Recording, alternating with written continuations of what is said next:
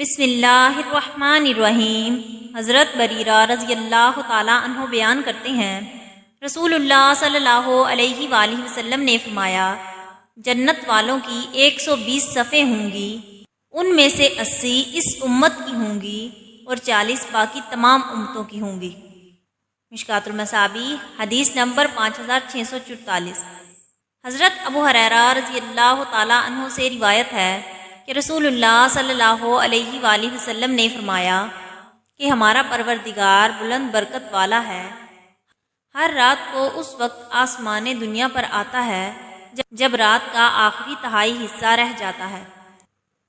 وہ کہتا ہے کوئی مجھ سے دعا کرنے والا کہ میں اس کی دعا قبول کروں، کوئی مجھ سے مانگنے والا ہے کہ میں اسے دوں، کوئی مجھ سے بخشش طلب کرنے والا ہے کہ میں اس کو بخش دوں۔ صحیح بخاری حدیث نمبر 1145۔ حضرت عبداللہ بن مسعود رضی اللہ تعالیٰ عنہ سے روایت ہے کہ نبی کریم صلی اللہ علیہ وآلہ وسلم کے سامنے ایک شخص کا ذکر آیا کہ وہ صبح تک پڑا سوتا رہا اور فرض نماز کے لیے بھی نہیں اٹھا۔ اس پر آپ صلی اللہ علیہ وآلہ وسلم نے فرمایا کہ شیطان نے اس کے کان میں پیشاب کر دیا ہے۔ صحیح بخاری حدیث نمبر 1144۔